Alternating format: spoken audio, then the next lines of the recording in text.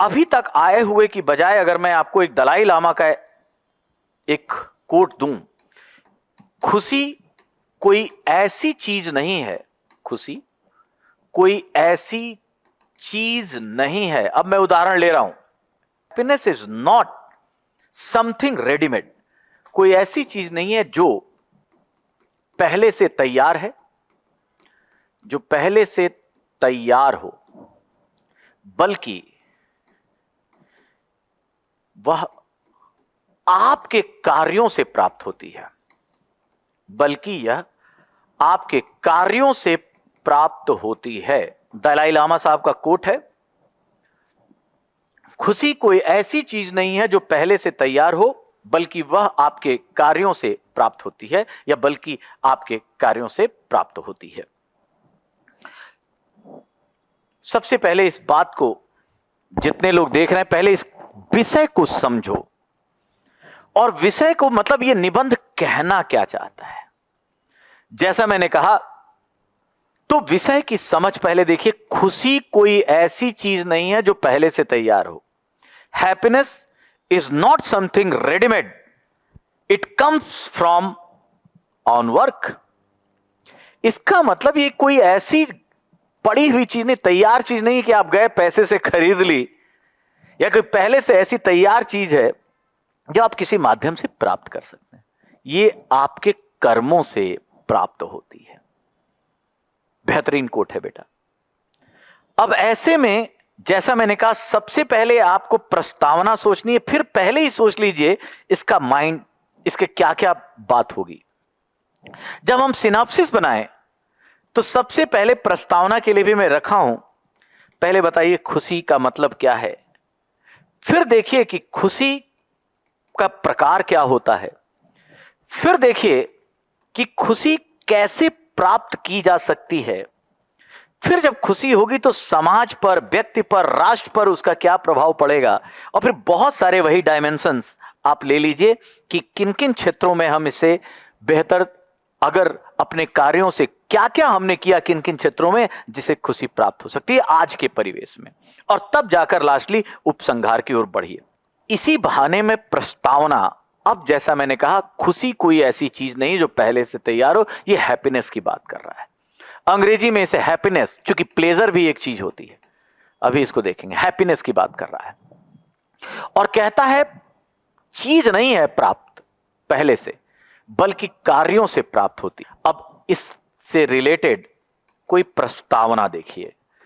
आप यहां होते तो मैं आपसे लिखाता, आप किसी कहानी से शुरू करें, आप किसी कल्पना से शुरू करें, आप कविता से शुरू करें, आप शायरी से शुरू करें, आप वक्तव्य से शुरू करें, किसी तरह से शुरू करें, कुछ ना मिले तो खुशी की डिफाइनिंग से शुरू करें।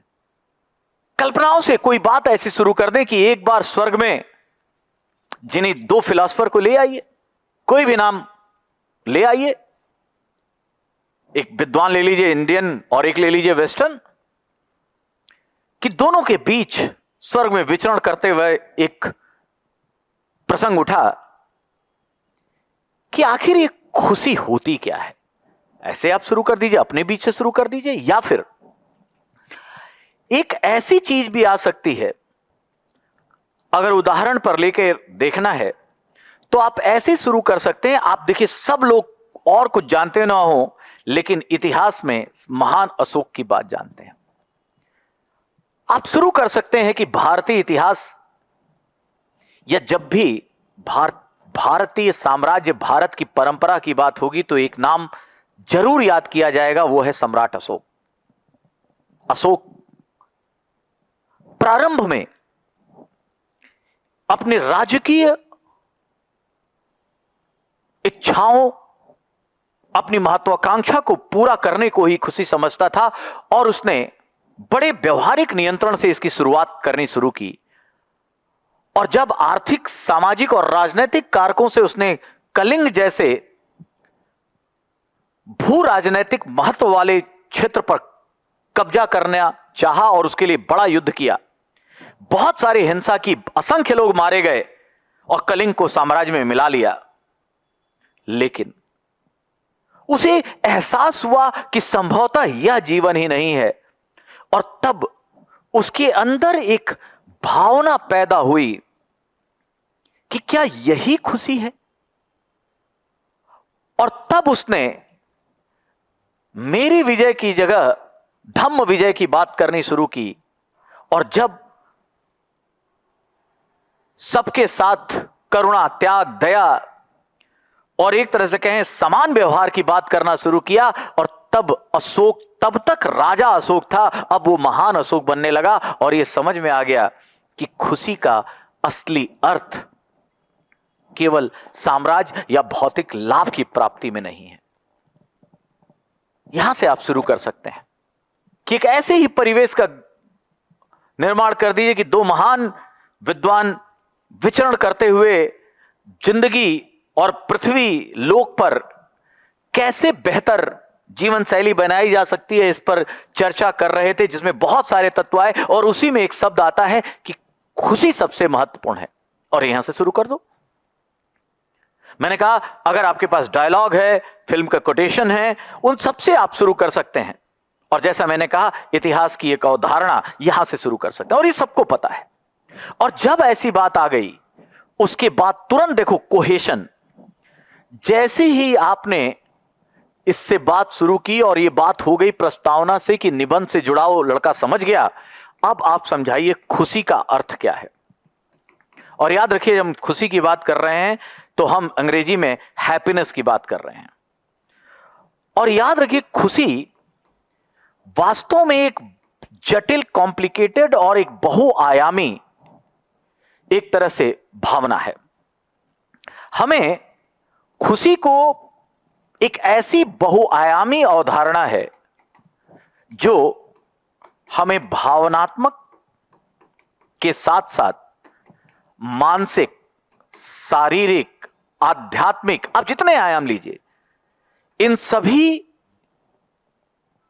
चीजों को गहरे रूप से प्रभावित करती है, इस सबको प्रभावित करती है। तो खुशी, पहले हमने एक कोटेशन लेकर हमने एक स्टोरी से, प्रस्तावना से शुरू किया, फिर बताना शुरू किया कि यह एक जटिल और बहुआयामी अवधारणा के रूप में स्वीकारी जानी चाहिए, जो न केवल हमारी भावनात्मक स्थिति को, जब खुश होते हैं आप, हैप्पीनेस होती है तो भावना तो प्रभावित होती है, लेकिन भावना के साथ साथ यह हमारी मानसिक, शारीरिक, आध्यात्मिक और सामाजिक जीवन की स्थिति को भी गहरे से प्रभावित करती है। आप ऐसे अर्थों को देखिए, और कहा जा सकता है यह एक ऐसी अवस्था है, यह एक सकारात्मक मानसिक अवस्था है जब हमें, अब जब आपने ये लिख दिया कि यह हमारी एक सकारात्मक मानसिक अवस्था है जब हमें संतोष की प्राप्ति होती है, अनुभूति होती है। और इसी के समय हम ये भी लिख सकते हैं कि एक बहुत अच्छा शब्द है ना, सिर्फ आत्मसंतुष्टि का अनुभव होता है। इस तरह से हमने डिफाइन करना शुरू कर दिया। तो एक तरफ पहले शुरुआत की, फिर खुशी में बहुआयामी अवधारणात्मक मानते हुए कि एक भावनात्मक और सकारात्मक अवस्था है जिसमें हमें मानसिक, शारीरिक, आध्यात्मिक और सामाजिक संबंधों पर गहरा प्रभाव पड़ता है। इसका मतलब जब ये सारी बात हो गई, और आप जानते हैं जब साइंस पढ़ेंगे तो एक हार्मोन होता है डोपामिन, यहीं पर बताओ उसे, चूंकि आपने अशोक का जो उदाहरण लिया वो राजा है, अब खुशी का मतलब, अब यहां खुशी को दो रूपों में बांट दो, प्रकार में, एक को बोलो सुख और एक को बोलो आनंद। सुख एक तरह से जो प्लेजर है, लग्जरी है, आनंद हैप्पीनेस है। और देखो एथिक्स में भी पूछा गया था सुख और आनंद में क्या अंतर है। सुख एक तरह से मात्रात्मक होता है, क्या होता है, क्वांटिटेटिव होता है, और आनंद गुणात्मक होता है, क्वालिटेटिव होता है। सुख शॉर्ट टर्म को क्या बोलेंगे जी, अल्पकालिक होता है, आनंद सामान्यतः दीर्घकालिक होता है। सुख भौतिक पक्ष से ज्यादा जुड़ा है, आनंद मानसिक और आत्मिक या आध्यात्मिक रूप से ज्यादा जुड़ा है। ऐसी बातों को लेकर शुरू हो जाइए। सुख और आनंद दोनों के अंतर को समझाइए और यह बात जरूर बताइए कि यहां पर जो खुशी की बात किया है वो सुख से ज्यादा आनंद की बात है, सुख से ज्यादा आनंद की बात है। और भारतीय दर्शन ऐसा नहीं है कि देखो अगर केवल आनंद की बात, अब देखो कितना बढ़िया इससे में संतुलन कितना इंपॉर्टेंट है। ऐसा नहीं है कि केवल आनंद ये दार्शनिकों के पास होगा, फकीरों के पास होगा, सन्यासियों के पास होगा। इंपॉर्टेंट यह है, जैसा यहीं पे आ जाओ, जैसा विवेकानंद कहते हैं कि भौतिक पूरब का आध्यात्म और पश्चिम का भौतिकतावाद मिल जाए वो बेहतर विश्व होगा। जहां पर भी जिस तरह की भी बातें हैं, जिस तरह के भी आपके विमर्श हैं, जैसे पहले कोट करना शुरू किया, एक प्रस्तावना लिखा, उदाहरण लिखा खुशी का, मतलब वो खुशी के प्रकार बता दिए, सुख और आनंद में अंतर बता दिया और अंतर बताते हुए चले और फिर हमने इसको कंबाइन कर दिया। और आपके यहां तो बहुत अच्छा एक कॉन्सेप्ट है परमानंद का। विवेकानंद की बात वहीं आती है, सुख और आनंद दोनों का समन्वय हो तो बेहतर है। केवल सुख होना भौतिकता की बात करेगा। और यहीं पर आइए जो भारतीय दर्शन में चार्वाक है, चार्वाक केवल भौतिक सुखों की बात करते हैं, केवल प्रत्यक्ष को प्रमाण मानते हैं और कहते हैं यावत जीवेत सुखम जीवेत ऋणम कृत्वा घृतम पीवेत। जब तक जियो सुख से जियो, ऋण लो लेकिन घी पियो, क्योंकि वो सुख की बात करता है। तो एक तरफ हमें ऐसा भी नहीं हो जाना है कि केवल भौतिकता पे बात करनी है, और दूसरी तरफ आनंद का मतलब यह नहीं है कि हम भौतिकता से एकदम कट जाएं, तो ज्यादा बेहतर स्थिति पैदा होगी। आप पैराग्राफ और यहीं से फिर उदाहरण लीजिए, आप नाम लीजिए बुद्ध का, आप कोट देखिए महात्मा गांधी की जिंदगी का।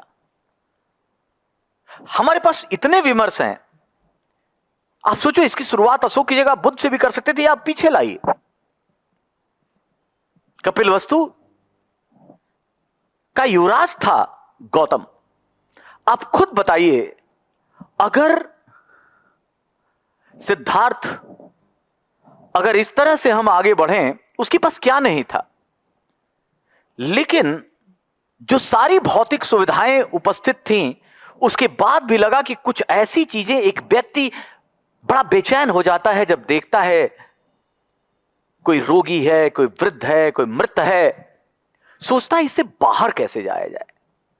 और जब इनलाइटमेंट प्राप्त होता है तो केवल अपने लिए नहीं जीता, फिर बाद में बोधिसत्व की कॉन्सेप्ट अवधारणा आती है और कहा जाता है सबको पार कराया जा सकता है इस जीवन मरण के दुख से।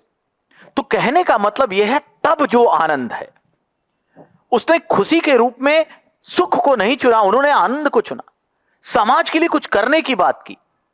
इस तरह की सारी बातों को विमर्श में हम शामिल कर सकते हैं, बहुत सारे उदाहरण को लेकर, और तब कैसे समाज पर, और इसी में फिर प्रभाव की हम बात, जैसा मैंने कहा, मानसिक रूप में, सामाजिक रूप में, अंतर्राष्ट्रीय रूप में, पर्यावरणीय रूप में, और कार्यों से प्राप्त होती है। तो अब आपके कार्य कैसे हैं, फिर इस पे आ जाओ।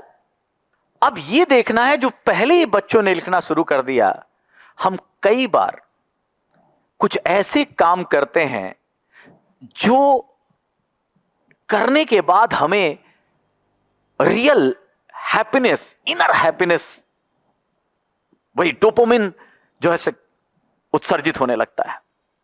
एक बहुत अच्छा अरस्तु ने यूडेमोनिया का कॉन्सेप्ट दिया। आपको आश्चर्य होगा, ये डिबेट पूरा जो यूडेमेनिया है, यूडेमेनिया में यही कहा गया है कि आखिर नैतिक मूल्य आधारित सुख, नैतिक मूल्य आधारित सुख, तो कार्य कैसे कर रहे हैं, कौन से कार्य कर रहे हैं, और यहां पर अब आप उदाहरण किस तरह के काम से आपको जो आंतरिक खुशी मिलनी चाहिए, एक मानवीय नैतिकता के आधार पर। और वही नैतिक मूल्य, भाई देखो ना, परोपकार की बात करो, एम्पैथी, ये सब पढ़ना है ना आपको, एम्पैथी की बात करो, है नहीं, सफरिंग की बात करो। वो गांधी जो लाठी खाता है, अहिंसा की बात करता है, लेकिन सत्याग्रह को साहसियों का अस्त्र मानता है, कहता है ये कायरों का अस्त्र नहीं है।